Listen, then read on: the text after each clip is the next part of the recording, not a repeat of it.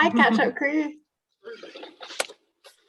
Hello. It's nice to see Everyone's slightly highlights. shocked reactions are because Zoom now tells us the recording is in progress, and it's very strident about it. Now the catch-up crew will never know about the Bintawong. Yeah, go on, Jonathan. You were saying we put you off there, sorry. Sorry, what was that, Rory? I didn't catch that. Just the first rule of Bintawong Club, Duncan. Yeah.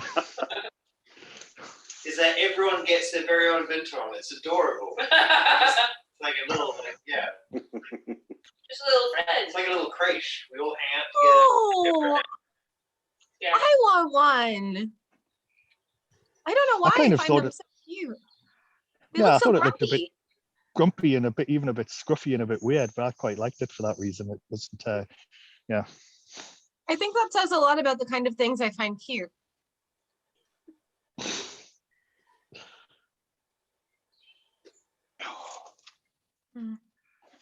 They are quite cute, but yeah, in a scruffy kind of way. Aw. You're not cute. I love you. Come back. Are you telling Rory you love him because the Bintuan looks like him? Because I feel like that's a thing you'd say.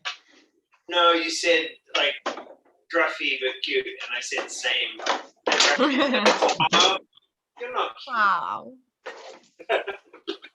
Barf, y'all are cute.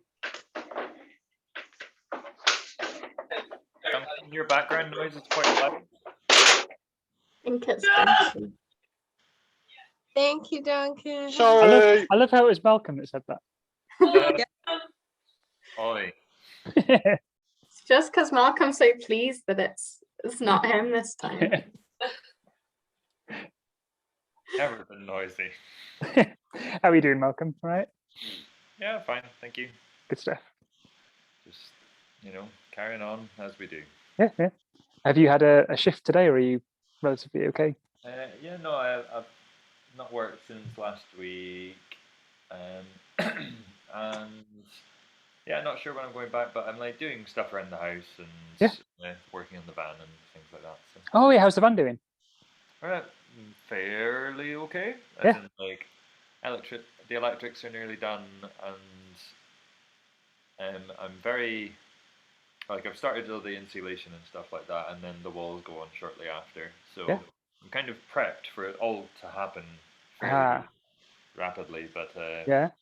just bits and bobs needing finished first. Great. Yeah. That sounds good. Sounds like it's all lining itself up. Yeah.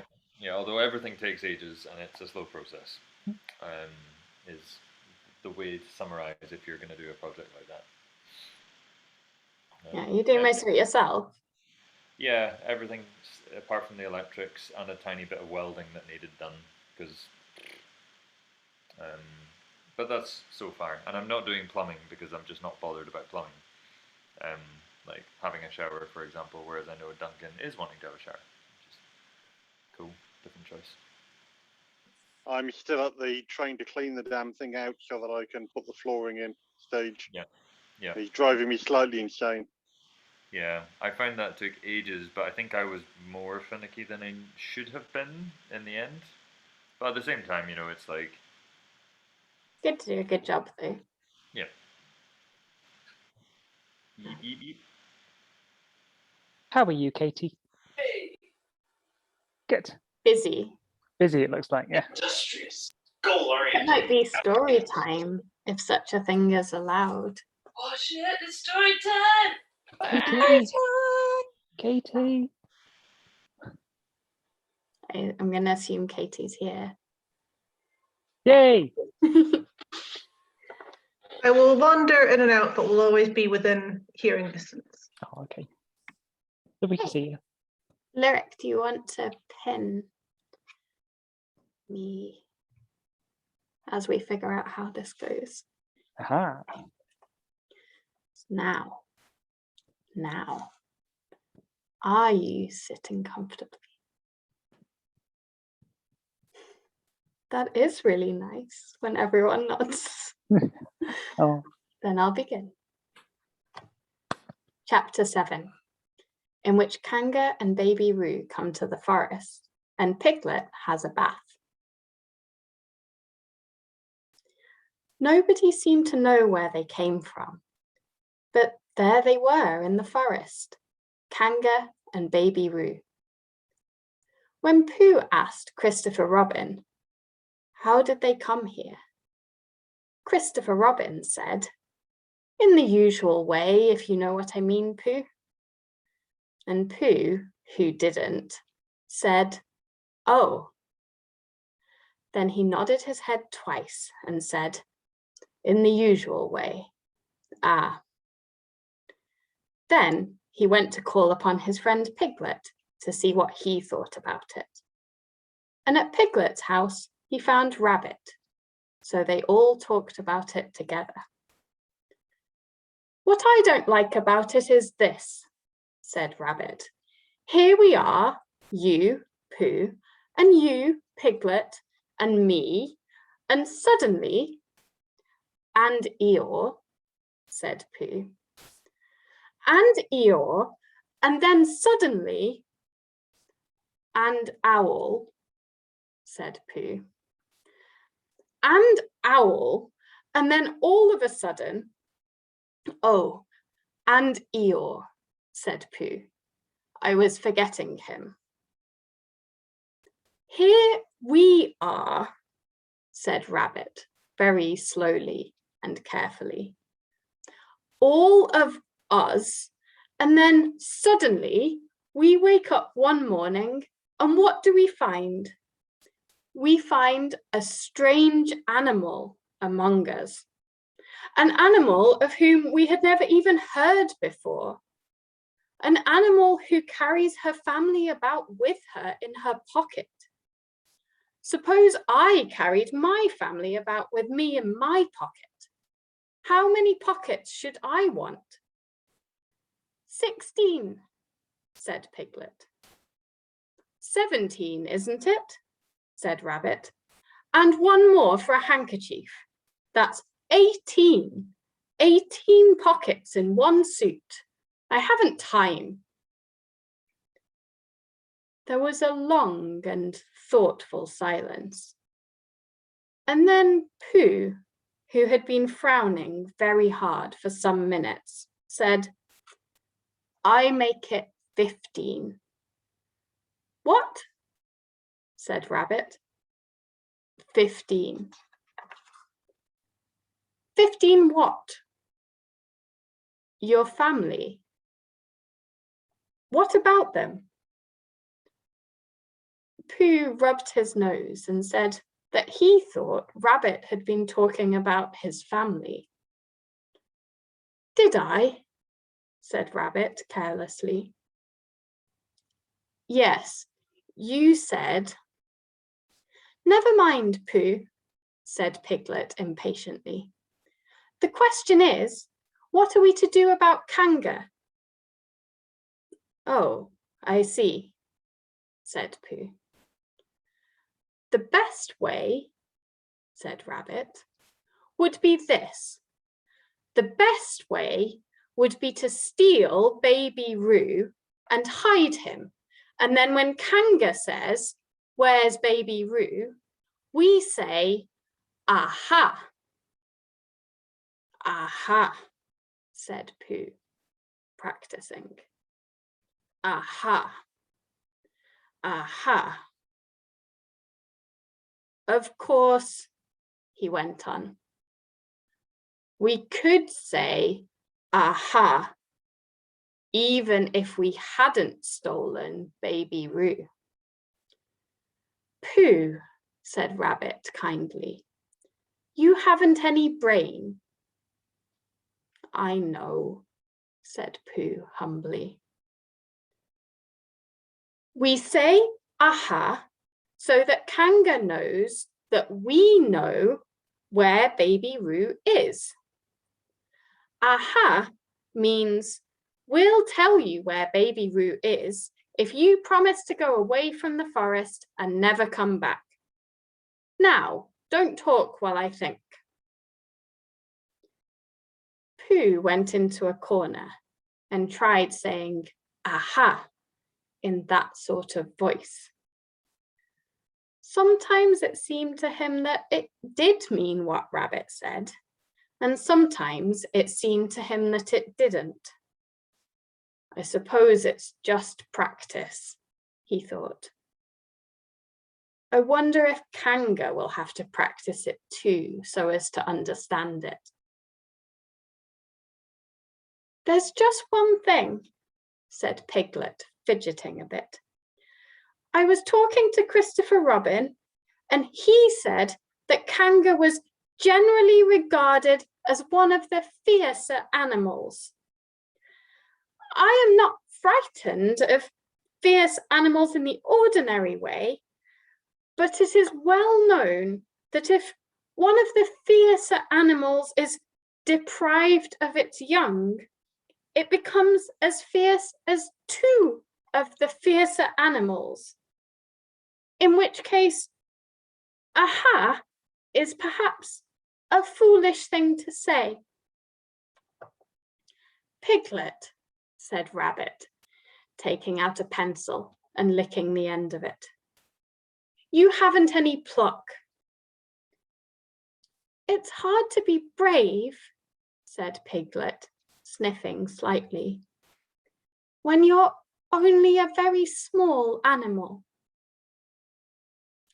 Rabbit, who had begun to write very busily, looked up and said, It is because you are a very small animal that you will be useful in the adventure before us. Piglet was so excited at the idea of being useful that he forgot to be frightened anymore.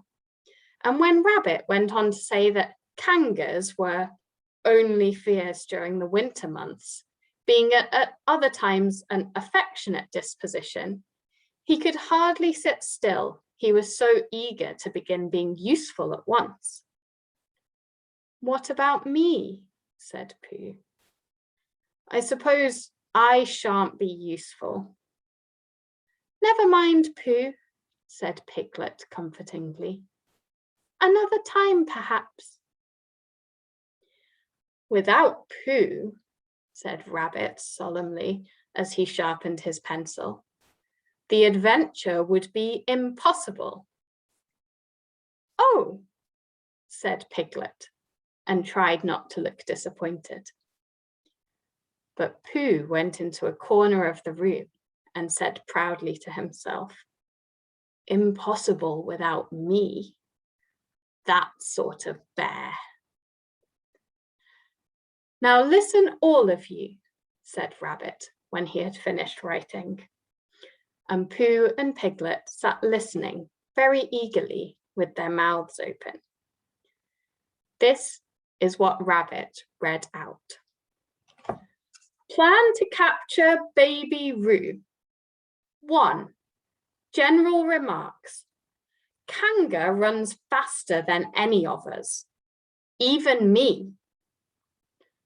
2. More general remarks. Kanga never takes her eye off Baby Roo, except when he's safely buttoned up in her pocket. 3. Therefore, if we are to capture Baby Roo, we must get a long start, because Kanga runs faster than any of us, even me, brackets, C1. 4. A thought.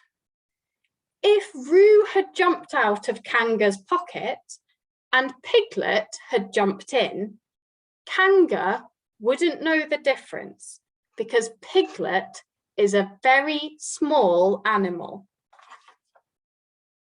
5. Like Roo. 6. But Kanga would have to be looking the other way first so as not to see Piglet jumping in. 7. C2. 8. Another thought. But if Pooh was talking to her very excitedly, she might look the other way for a moment. 9. And then I could run away with Roo. 10. Quickly. 11. And then Kanga wouldn't discover the difference until afterwards. Well, Rabbit read this out proudly. And for a little while after he had read it, nobody said anything. And then Piglet, who had been opening and shutting his mouth without making any noise, managed to say very huskily, "And afterwards? How do you mean?" "When Kanga does discover the difference, then we all say, 'Aha!' All 3 of us?" "Yes." "Oh. Why? What's the trouble, Piglet?" "Nothing," said Piglet. "As long as we all 3 say it." "As long as we all 3 say it," said Piglet. "I don't mind," he said. "But I shouldn't care to say 'aha' by myself. It wouldn't sound nearly so well," he said. "You are quite sure about what you said about the winter months?" "The winter months?" "Yes.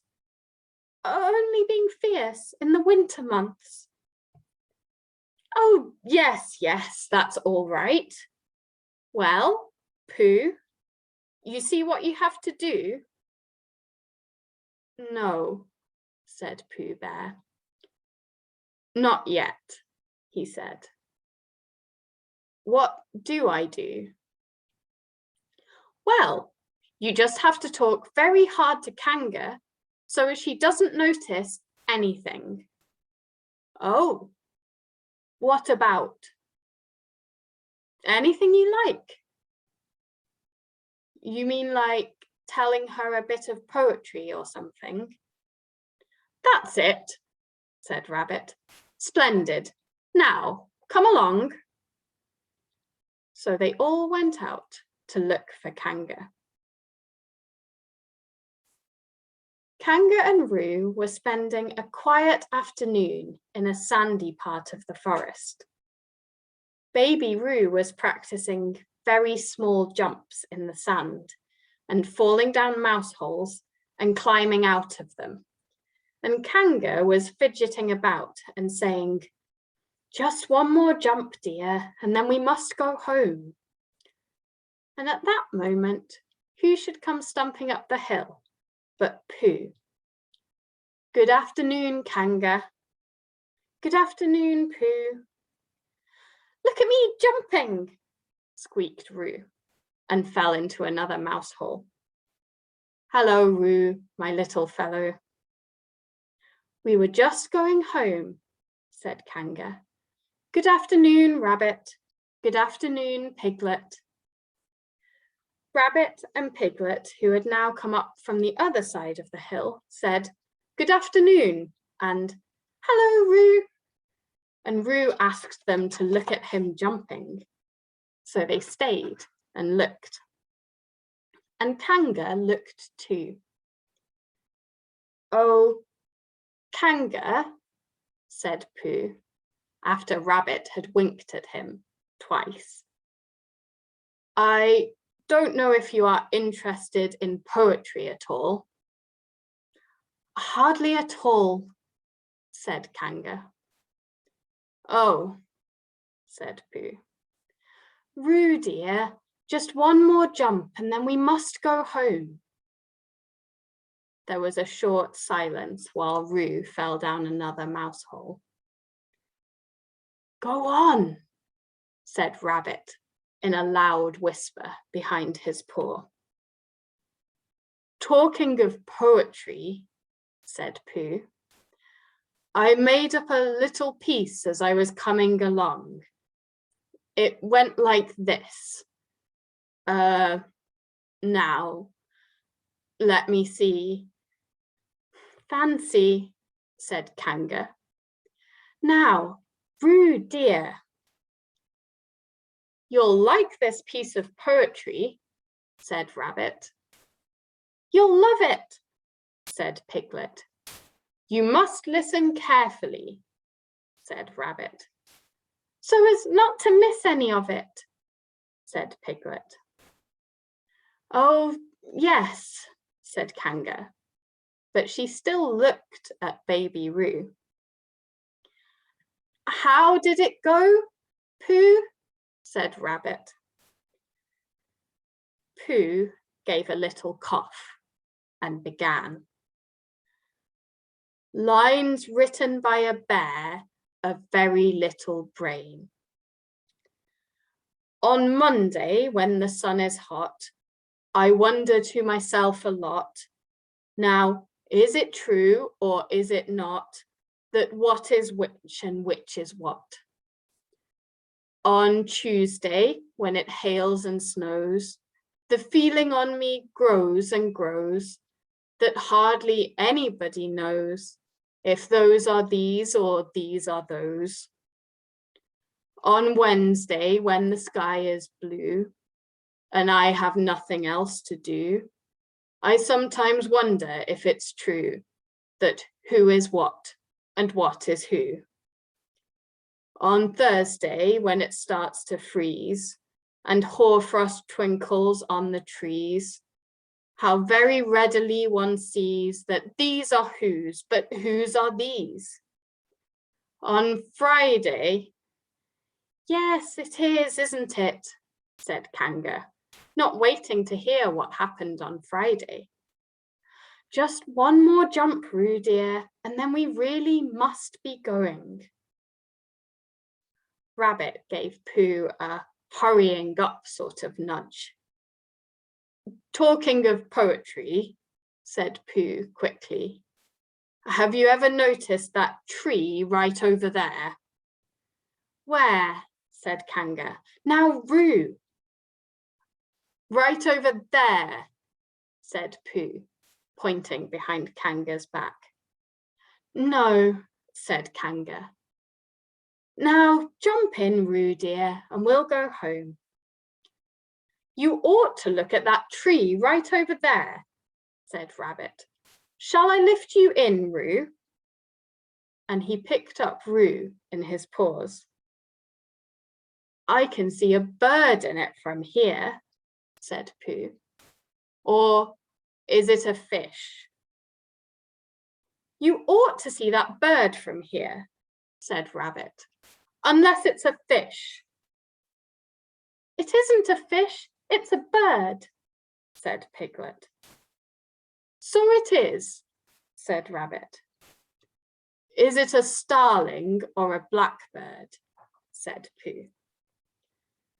That's the whole question, said Rabbit. Is it a blackbird or a starling? And then, at last, Kanga did turn her head to look.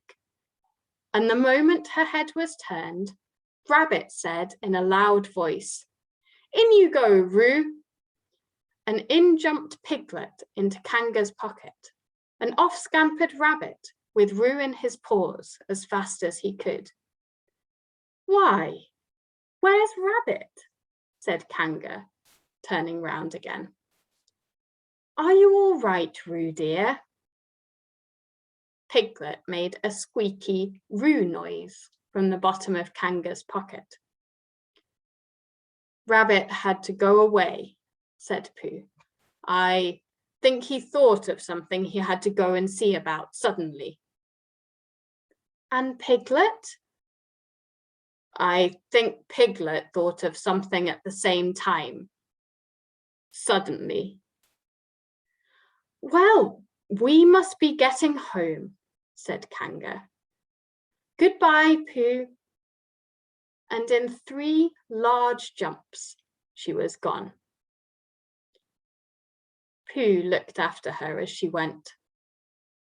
I wish I could jump like that, he thought. Some can and some can't. That's how it is. But there were moments when Piglet wished that Kanga couldn't. Often, when he had had a long walk home through the forest, he had wished that he were a bird. But now he thought jerkily to himself at the bottom of Kanga's pocket, if this is flying, I shall never really take to it. And as he went up into the air, he said, ooh. And as he came down, he said, ow. And he was saying, ooh, ow, ooh, ow, ooh, ow, all the way to Kanga's house. Of course, as soon as Kanga unbuttoned her pocket, she saw what had happened. Just for a moment, she thought she was frightened. And then she knew that she wasn't, for she felt sure that Christopher Robin would never let any harm happen to Roo. So she said to herself, if they are having a joke with me, I will have a joke with them. Now then, Roo dear, she said, as she took Piglet out of her pocket. Bedtime. Aha, said Piglet, as well as he could after his terrifying journey. But it wasn't a very good aha, and Kanga didn't seem to understand what it meant. Bath first, said Kanga in a cheerful voice. Aha, said Piglet again, looking round anxiously for the others. But the others weren't there. Rabbit was playing with baby Roo in his own house and feeling more fond of him every minute. And Pooh, who had decided to be a Kanga, was still at the sandy place on the top of the forest, practicing jumps. I am not at all sure, said Kanga in a thoughtful voice, that it wouldn't be a good idea to have a cold bath this evening. Would you like that, Roo dear? Piglet, who had never really been fond of baths, shuddered a long, indignant shudder and said in as brave a voice as he could, Kanga, I see the time has come to speak plainly. Funny little Roo, said Kanga as she got the bath water ready. I am not Roo, said Piglet loudly. I am Piglet. Yes, dear, yes, said Kanga soothingly. And imitating Piglet's voice too. So clever of him, she went on, as she took a large bar of yellow soap out of the cupboard. What will he be doing next? Can't you see? Shouted Piglet. Haven't you got eyes? Look at me. I am looking, Roo dear, said Kanga rather severely. And you know what I told you yesterday about making faces.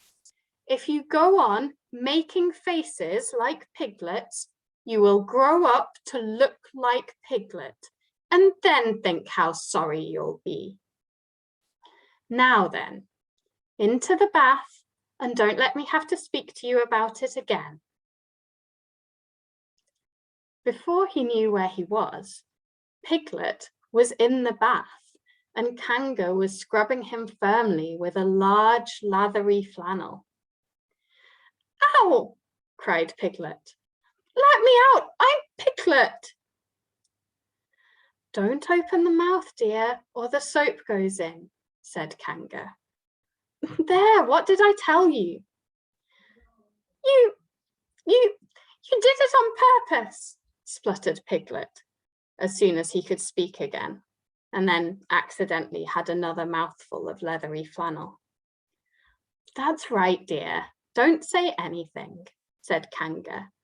And in another minute, Piglet was out of the bath and being rubbed dry with a towel. "Now," said Kanga, "there's your medicine, and then bed." What medicine?" said Piglet. "To make you grow big and strong, dear. You don't want to grow up small and weak like Piglet, do you? Well then." At that moment, there was a knock on the door. "Come in," said Kanga, and in came Christopher Robin. "Christopher Robin, Christopher Robin," cried Piglet. "Tell Kanga who I am. She keeps saying I'm Roo. I'm not Roo, am I?" Christopher Robin looked at him very carefully and shook his head. "You can't be Roo," he said, "because I've just seen Roo playing in Rabbit's house." "Well," said Kanga, "fancy that. Fancy my making a mistake like that." "There you are," said Piglet. "I told you so. I'm Piglet." Christopher Robin shook his head again. "Oh, you're not Piglet," he said. "I know Piglet well, and he's quite a different colour." Piglet began to say that this was because he had just had a bath, and then he thought that perhaps he wouldn't say that. And as he opened his mouth to say something else, Kanga slipped the medicine spoon in and then patted him on the back and told him that it was really quite a nice taste when you got used to it. "I knew it wasn't Piglet," said Kanga. "I wonder who it can be." "Perhaps it's some relation of Pooh's," said Christopher Robin. "What about a nephew or uncle or something?" Kanga agreed that this was probably what it was, and said that they would have to call it by some name. "I shall call it Pootle," said Christopher Robin. "Henry Pootle for short." And just when it was decided, Henry Pootle wriggled out of Kanga's arms and jumped to the ground. To his great joy, Christopher Robin had left the door open. Never had Henry Pootle Piglet run so fast as he ran then, and he didn't stop running until he had got quite close to his house.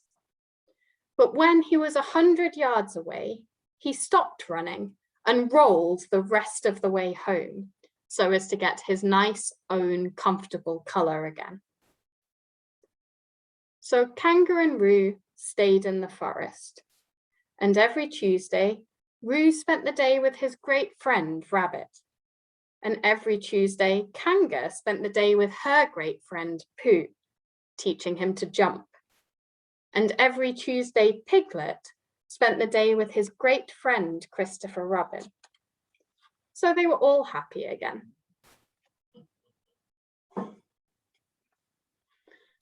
I know there was chats coming up in that, and I was deliberately not looking at them because I knew that would not be okay. Being thrown by Piglet to Rabbit and vice versa. Say that again, Malcolm? I just said some serious shade getting thrown. Yeah, I mean that's fair.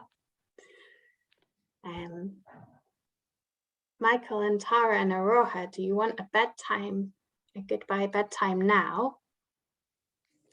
Are you ready for bedtime? No. Okay. Well then, we have chapter 8.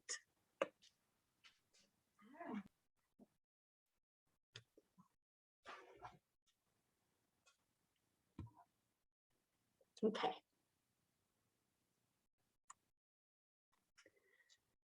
Chapter 8.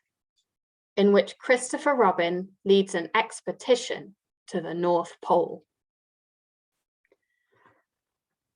One fine day, Pooh had stumped up to the top of the forest to see if his friend Christopher Robin was interested in bears at all. At breakfast that morning, a simple meal of marmalade spread lightly over a honeycomb or two, he had suddenly thought of a new song. It began like this: "Sing ho for the life of a bear." When he had got as far as this, he scratched his head and thought to himself, "That's a very good start for a song. But what about the second line?" He tried singing ho 2 or 3 times, but it didn't seem to help.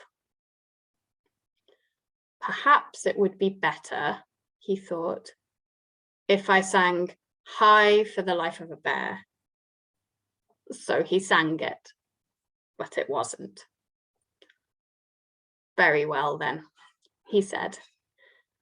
"I shall sing that first line twice, and perhaps if I sing it very quickly, I shall find myself singing the third and fourth lines before I have time to think of them, and that will be a good song. Now then. Sing ho for the life of a bear. Sing ho for the life of a bear. I don't much mind if it rains or snows, 'cause I've got a lot of honey on my nice new nose.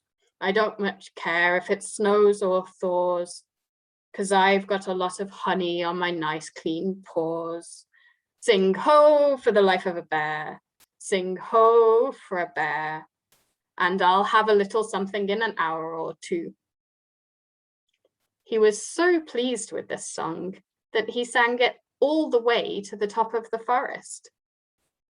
And if I go on singing it much longer, he thought, it will be time for the little something, and then the last line won't be true.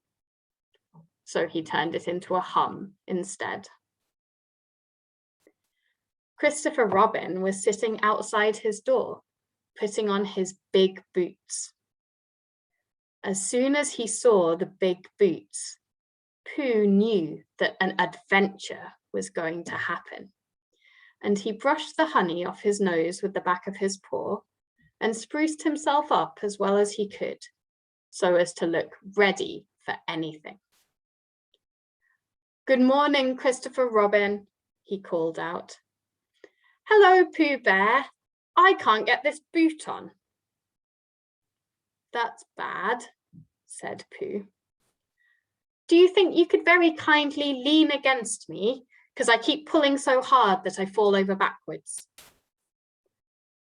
Pooh sat down, dug his feet into the ground, and pushed hard against Christopher Robin's back. And Christopher Robin pushed hard against his, and pulled at the boot until he had got it on. "And that's that," said Pooh. "What do we do next?" "We are all going on an expedition," said Christopher Robin as he got up and brushed himself. "Thank you, Pooh." "Going on an expedition?" said Pooh eagerly. "I don't think I've ever been on one of those. What are we going to do on this expedition?" "Expedition, silly old bear. It's got an X in it." "Oh," said Pooh, "I know." But he didn't really. "We are going to discover the North Pole." "Oh," said Pooh again. "What is the North Pole?" he asked. "It's just a thing you discover," said Christopher Robin carelessly, not being quite sure himself. "Oh, I see," said Pooh. "Are bears any good at discovering it?" "Of course they are, and Rabbit and Kanga and all of you. It's an expedition. That's what an expedition means, a long line of everybody. You'd better tell the others to get ready while I see if my gun's all right. And we must all bring provisions. Bring what? Things to eat. Oh, said Pooh happily. I thought you said provisions. I'll go and tell them. And he stumped off. The first person he met was Rabbit. Hello, Rabbit, he said. Is that you? Let's pretend it isn't, said Rabbit, and see what happens. I've got a message for you. I'll give it to him. We're all going on an expedition with Christopher Robin. What is it when we're on it? A sort of boat, I think, said Pooh. Oh, that sort. Yes, and we're going to discover a pole or something. Or was it a mole? Anyhow, we're going to discover it. We are we? Said Rabbit. Yes, and we've got to bring things to eat with us in case we want to eat them. Now, I'm going down to Piglet's. Tell Kango, will you? He left Rabbit and hurried down to Piglet's house. The piglet was sitting on the ground at the door of his house, blowing happily at a dandelion and wondering whether it would be this year, next year, sometime, or never. He had just discovered that it would be never and was trying to remember what it was and hoping it wasn't anything nice when Pooh came up. Oh, Piglet, said Pooh excitedly. We're going on an expedition, all of us, with things to eat, to discover something. To discover what? Said Piglet anxiously. Oh, just something. Nothing fierce? Christopher Robin didn't say anything about fierce. He just said it had an X. It isn't their necks I mind, said Piglet earnestly. It's their teeth. But if Christopher Robin is coming, I don't mind anything. In a little while, they were all ready at the top of the forest, and then the expedition started. First came Christopher Robin and Rabbit, then Piglet and Pooh, then Kanga with Roo in her pocket, and Owl, then Eeyore, and at the end, in a long line, all Rabbit's friends and relations. I didn't ask them, explained Rabbit carelessly. They just came. They always do. They can march at the end after Eeyore. What I say, said Eeyore, is that it's unsettling. I didn't want to come on this expo for what Pooh said. I only came to oblige. But here I am. And if I am at the end of the what we're talking about, then let me be the end. But if every time I want to sit down for a little rest, I have to brush away half a dozen of Rabbit's smaller friends and relations first, then this isn't an whatever it is at all. It's simply a confused noise. That's what I say. I see what Eeyore means, said Owl. If you ask me, I'm not asking anybody, said Eeyore. I'm just telling everybody. We can look for the North Pole, or we can play Here We Go Gathering Nuts and May with the end part of an ant's nest. It's all the same to me. There was a shout from the top of the line. Come on, called Christopher Robin. Come on, called Pooh and Piglet. Come on, said Owl. We're starting, said Rabbit. I must go. And he hurried off to the front of the expedition with Christopher Robin. All right, said Eeyore. We're going. Only don't blame me. So off they all went to discover the pole. And as they walked, they chatted to each other of this and that, all except Pooh, who was making up a song. This is the first verse, he said to Piglet, when he was ready with it. First verse of what? My song. What song? This one. Which one? Well, if you listen, Piglet, you'll hear it. How do you know I'm not listening? Pooh couldn't answer that one, so he began to sing.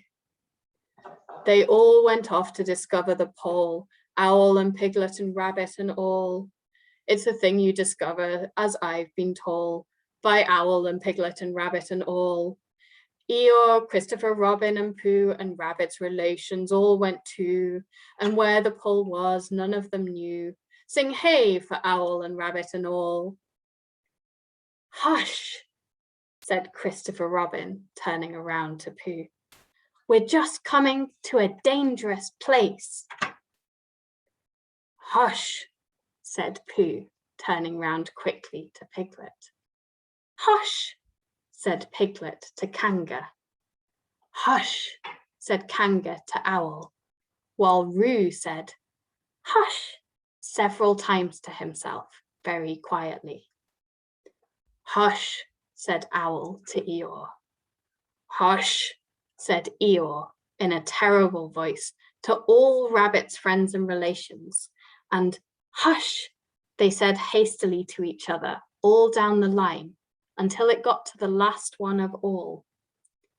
And the last and smallest friend and relation was so upset to find that the whole expedition was saying hush to him that he buried himself head downwards in a crack in the ground and stayed there for 2 days until the danger was over, and then went home in a great hurry and lived quietly with his aunt ever afterwards.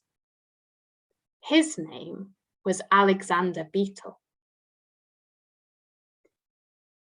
They had come to a stream which twisted and tumbled between high rocky banks, and Christopher Robin saw at once how dangerous it was. It's just the place, he explained, for an ambush. What sort of bush? Whispered Pooh to Piglet. A gorse bush. My dear Pooh, said Owl in his superior way, don't you know what an ambush is? Owl, said Piglet, looking round at him severely. Pooh's whisper was a perfectly private whisper, and there was no need. An ambush, said Owl, is a sort of surprise. So is a gorse bush sometimes, said Pooh. An ambush, as I was about to explain to Pooh, said Piglet, is a sort of surprise. If people jump out at you suddenly, that's an ambush, said Owl. It's an ambush, Pooh, when people jump out at you suddenly, explained Piglet. Pooh, who now knew what an ambush was, said that a gorse bush had sprung at him suddenly one day when he fell off a tree, and it had taken 6 days to get all the prickles out of himself. We are not talking about gorse bushes, said Owl a little crossly. I am, said Pooh.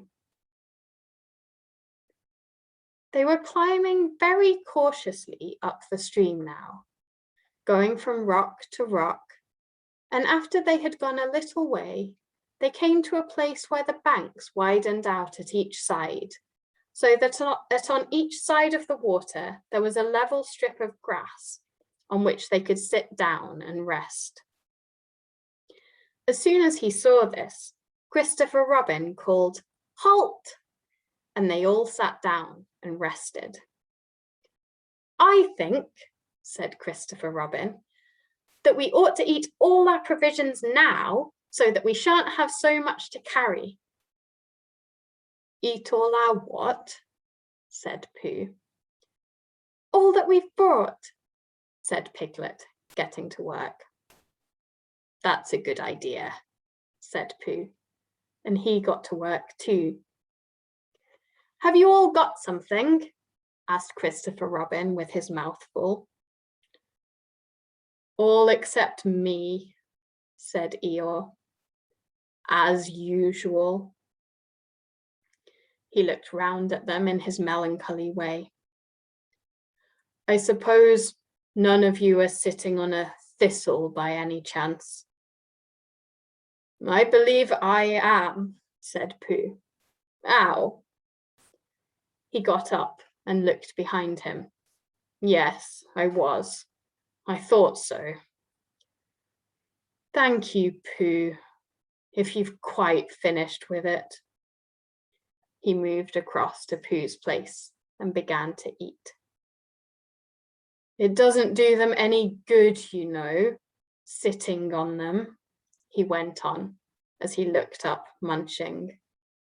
"Takes all the life out of them. Remember that another time, all of you. A little consideration, a little thought for others makes all the difference." As soon as he had finished his lunch, Christopher Robin whispered to Rabbit, and Rabbit said, "Yes, yes, of course," and they walked a little way up the stream together. "I didn't want the others to hear," said Christopher Robin. "Quite so," said Rabbit, looking important. I wondered.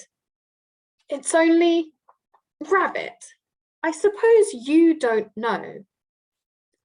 What does the North Pole look like?" "Well," said Rabbit, stroking his whiskers, "now you're asking me." "I did know once, only I've sort of forgotten," said Christopher Robin carelessly. "It's a funny thing," said Rabbit, "but I've sort of forgotten too, although I did know once." "I suppose it's just a pole stuck in the ground." "Sure to be a pole," said Rabbit, "because of calling it a pole. And if it's a pole, well, I should think it would be sticking in the ground, shouldn't you? Because there'd be nowhere else to stick it." "Yes, that's what I thought." "The only thing," said Rabbit, "is where is it sticking?"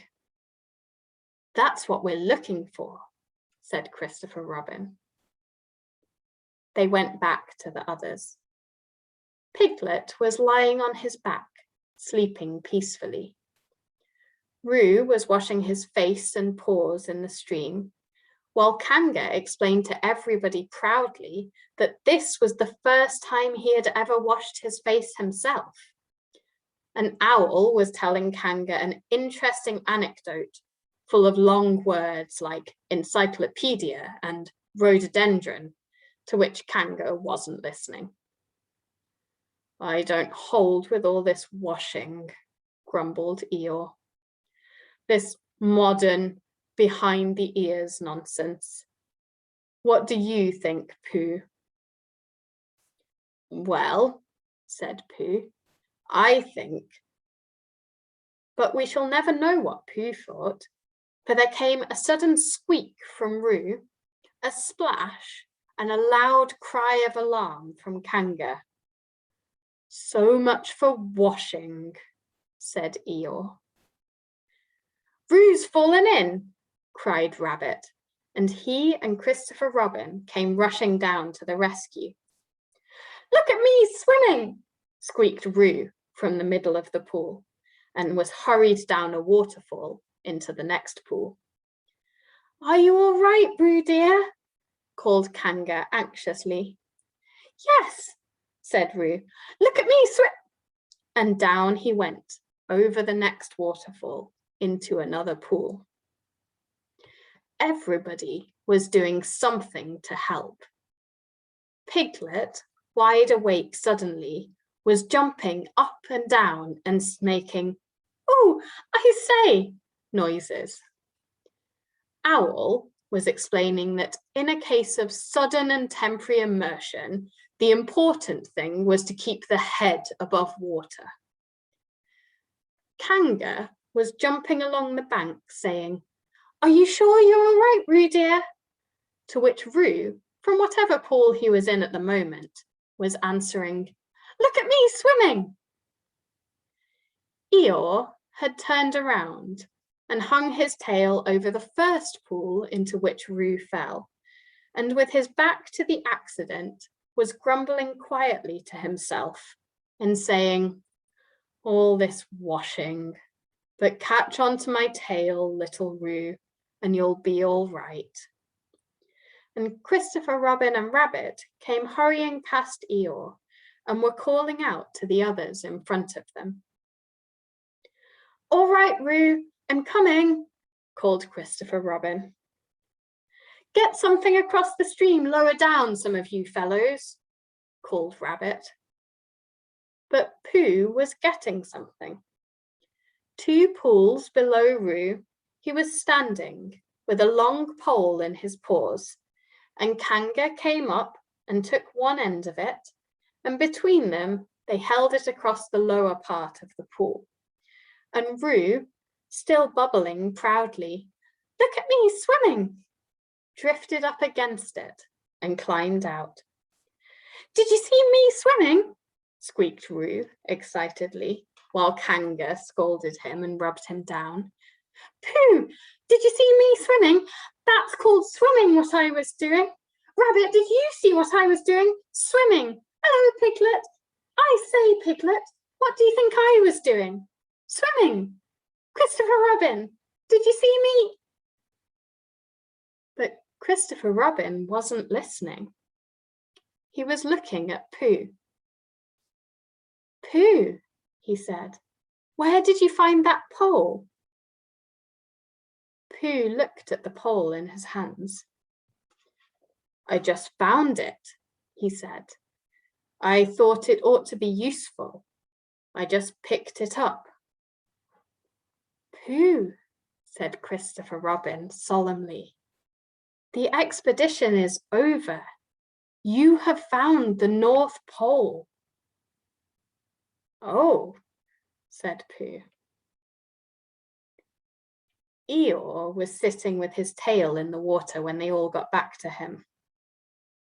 "Tell Roo to be quick, somebody," he said. "My tail's getting cold. I don't want to mention it, but I just mention it. I don't want to complain, but there it is. My tail's cold." "Here I am," squeaked Roo. "Oh, there you are. Did you see me swimming?" Eeyore took his tail out of the water and swished it from side to side. "As I expected," he said. "Lost all feeling. Numbed it. That's what it's done. Numbed it. Well, as long as nobody minds, I suppose it's all right." "Poor old Eeyore, I'll dry it for you," said Christopher Robin, and he took out his handkerchief and rubbed it up. Thank you, Christopher Robin. You're the only one who seems to understand about tails. They don't think. That's what's the matter with them, some of these others. They've no imagination. A tail isn't a tail to them. It's just a little bit extra at the back. Never mind, Eeyore, said Christopher Robin, rubbing his hardest. Is that better? It's feeling more like a tail, perhaps. It belongs again, if you know what I mean. Hello, Eeyore, said Pooh, coming up to them with his pole. Hello, Pooh. Thank you for asking, but I shall be able to use it again in a day or two. Use what? Said Pooh. What we are talking about. I wasn't talking about anything, said Pooh, looking puzzled. My mistake again. I thought you were saying how sorry you were about my tail being all numb, and could you do anything to help? No, said Pooh. That wasn't me, he said. He thought for a little while and then suggested helpfully, perhaps it was somebody else. Well, thank him for me when you see him. Pooh looked anxiously at Christopher Robin. Pooh's found the North Pole, said Christopher Robin. Isn't that lovely? Pooh looked modestly down. Is that it? Said Eeyore.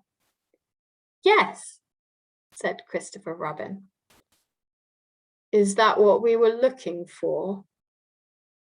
Yes, said Pooh. Oh, said Eeyore.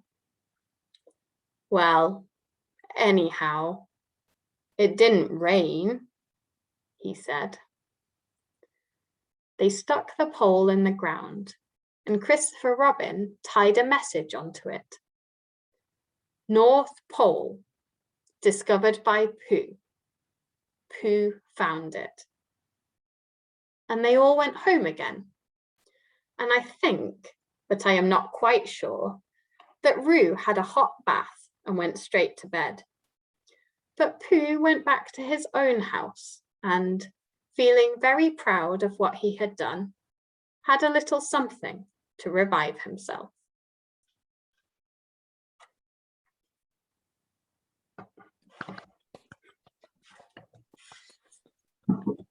I don't know how Frankie watches any of your faces and keeps a straight face.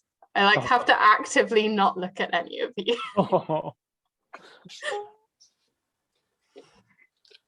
Bracken and Rory, I enjoyed your celebration when we found the North Pole. Rena. Although it came at great cost. R.I.P. Alexander Beetle. Huh? He just hid. Oh, I mean, yeah, but that sounds 2 days. I know. And then led a quiet life with his aunt forever afterwards. And probably pleasant. Well, until he gets caught in a matchbox and has a daring escape, which I think is maybe the first poem I ever read at Storytime. At Poetry Time was Alexander Beetle. But did that happen afterwards? Oh, maybe it happens before. I think it must have happened before, because he's said to have had a quiet life forever afterwards. Ever after. That's Malcolm. Did people get to see your jeans before Storytime, or do we get to see them now? I'm not. My jeans. Your jeans, what you made. My jeans, what I made. I'm not actually wearing them. I'm in leggings at the moment. Another time. We got to see your trousers as you climbed up the ladder. They're great. They have pockets. All pajamas should have pockets. Agreed. Yes. Strong agreed. I have only one pair of pajama pants with pockets. My mum gave them to me. I was very delighted. The first time I went to stay with Lisa and saw the amount of stuff she could carry around in her pajama pockets, I then went home and put pockets in all my pajamas. Love that. I doubled the size of the pockets on my new jeans, so they're so deep my hands don't reach the bottom of them. Oh, wow. Yeah, that's a good thing about making your own jeans. Yeah. I once had to stay until the end of an exam that I finished really early because of stupid tight normal jeans pockets. Because a few days before that I had bent down with my ID card in my pocket and snapped it in half. Oh no. And I didn't have time to get a new one before the exam, and then the stupid exams officer person decided to take exception to my ID card being snapped in half, and make me stay until the end of the exam and go to the thing to identify myself properly. Oh. It wasn't even snapped through the photo. Well, that's annoying. That is really annoying. Right, 1 second. Are you being climbed on, Michael? Yes, and jumped onto. I'm very jealous. Oh, Rory. Wow. You should meet Rory sometime. You can Yeah. have a fantastic time. He's big and strong. It's going to be a big sentient jungle gym. What's that, Rory? I just want to be a big sentient jungle gym. In fact, I'm going to change my name by default to Jungle Gym. Very good. Haha. I've just been looking at the costs associated with changing my name by deed poll, and I'm not very happy. Oh. Yeah. It's not as bad. Like, it would be a lot better if I lived where I was from and the languages were the same. Yeah, even in Scotland, you can do statutory declaration instead of deed poll. Just get like a councillor to sign it, or a person at the courts, and it's free. I Oh, know. that I'm sounds so nice. jealous. Yeah. One of the I got reasons my- I would have liked to become Scottish. I got my green councillor to do it for me in the city chambers. It's really cool. Yeah, it's so nice. In New Zealand, you can only do deed poll, and in Portugal, you basically can't change your name at all. So I have to change it before I become a Portuguese citizen. Wild. Oh. What are you changing your name to? Oh, I'm just changing my third name. I mean, deleting my third name and adding a surname. Because I want to match Araha's surname and be less patriarchal. Absolutely fair. Then I will happen to have my other surname pronounced the same as Katie's, but it won't be spelt the same. That's okay. Just a coincidence. Nobody is spelled the same as me. Nobody. Well, at least your parents, right? Nobody except my family. Really? Yes. That's pretty cool. I don't think I've ever met anyone I'm not related to with my surname either, but mine sounds less like a common surname. Like it's actually Hadrian. Where is it from, yours? So mine probably got changed a number of times. So the lineage of the specific kind of Christian that my dad's family is. Well, hi there. Went through the Netherlands and ended up in Poland. Like they all go back to the Netherlands, but his family ended up in Poland and then immigrated through Germany to Canada. So I suspect it got changed in Germany and then again on the way to Canada to try to sound more Western. That's funny. My surname I had as a child, one of the origin stories is that it came to the Netherlands from Poland. Huh. So maybe our families crossed paths at some point. I will say, if I have to come from like a really oddly specific kind of Christian, I'm glad it's the pacifist ones, you know? I'll take that. Wait, which denomination? Sorry, is it like Quakers or something? No, it's Mennonites. They're like Oh, pretty right. damn close to the Quakers in some regards, and in other regards, significantly more intense. No, wait, no. You cannot do that. Yeah. They both don't really like to convert people too much, which is nice. Not that my grandparents listened to that much. Am I wildly misinformed, or like Mennonites, like Amish folks, like a subset? So they live in similar-ish communities sometimes, but more modern Mennonites are like closer to like hipster Amish meets Quaker a little bit. Described like the modern religious Mennonites that I know.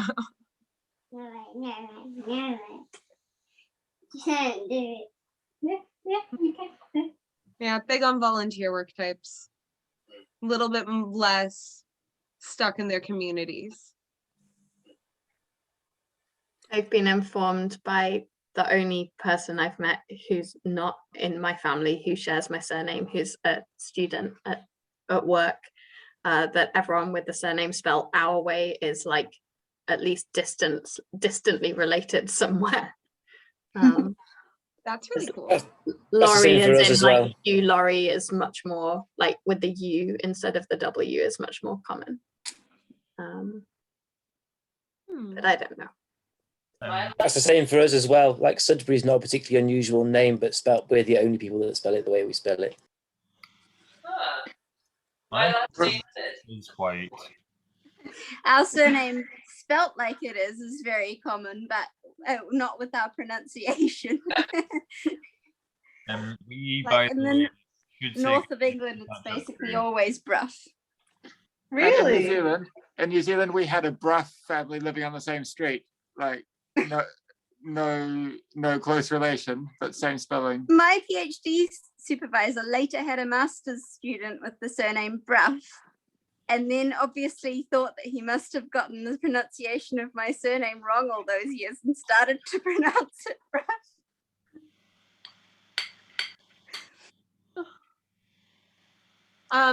Malcolm, what were you saying earlier? We should say goodnight to the catch-up crew. I had been thinking that when we were in the middle of yeah. Yeah, I did say earlier before story time at one point that I was going to maybe read a poem, and I can't remember if that was while we were recording or not, but we could leave it on and then say goodbye if people are up for another 2 minutes. Mm-hmm. This is my challenge of the day for my course. With trying to write this format called a pantoum and trying to make it make sense. That was my only goal. So it's the second and fourth lines then become the first and third lines of the next stanza. You can change them a little bit, but this hurt my brain a little and was also fun to play with. And it turned into being about dancing. So now you get to hear it. I miss the way our bodies breathe into the rhythm and melt into the music, but you're so far across the water. So I breathe into the rhythm. Allow this song that feels like you to stretch across the waters in hope of an echo of your arms around me. Allow this song to let you feel me in this moment with nothing else to hold you. An echo of my arms around you. Feel this pulse that connects our loneliness in this moment with nothing else to hold you, nothing to hold me, nothing to hold us, except this pulse connecting our loneliness. The melody that reminds me how when there is nothing to hold me, nothing to hold us, we keep finding a way to catch ourselves through melody that reminds us of when we used to speak. We keep finding a way to catch ourselves, falling into a lock, a gallery, and love. We used to speak without words when the distance disappeared. I fall into a locked gallery of when we were in love, fall into familiar step, prep, turn, before the emotional distance appeared, the way we fit like the blues and hips, falling into the dullness of daily familiar steps, prep, yearn. I miss the way our bodies breathe into the rhythm. We fit. The blues moved more than just our hips. We melt into the music, even when we could not touch. Holy shit! I miss it too. Yeah. Miss y'all. I miss dancing. You did it. It definitely made sense. Too much, And I made it loop back to the start. It reminded me of Duncan's poem as well. I don't know if you wrote them at the same time or if you like heard it felt like, you know, it felt like a riff on Duncan's poem. Like in a really cool way. It was not deliberately. I wrote it today, like earlier today. So thank you. That's a wonderful influence to have had permeate in my brain. If I was an influence, I'm honoured. That was amazing.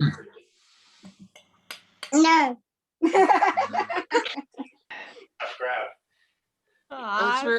It's really like hypnotic the way like the line is like the line you've had before. Like it just like puts you, yeah. It's hard to like focus on listening to it because it's just like looping around and trancing. It's really cool. It's funny because there's not that much distance between a line and the time that it repeats, but you still sometimes sort of like, did I hear that before? Yeah. It's really dreamlike. Yeah. Yeah, I think it's the kind of poem that you can kind of get lost in a bit, you know? Which really works as a subject matter. Love y'all. Thank you. I'm glad I decided to brave up and read it to you because I was like, should I? And I was like, yeah, it's about dancing. I just fucking should. Yeah. Like missing people who are far and yeah. As poems, you should definitely share that. I started clapping. Are we gonna have bedtime now? Yeah, we're gonna say good night story time. Yeah. On that note, actually, Should we do a good night catch up or whatever time of day it is? Night catch up crew. Good night, catch up crew. All right. Are we doing a message? Catch up crew. If new folks move into your neighborhood, take them baked goods and welcome them. Don't kidnap their children. And may all your expeditions be fruitful. Goodbye, catch up crew. Kangaroo was so chill about it.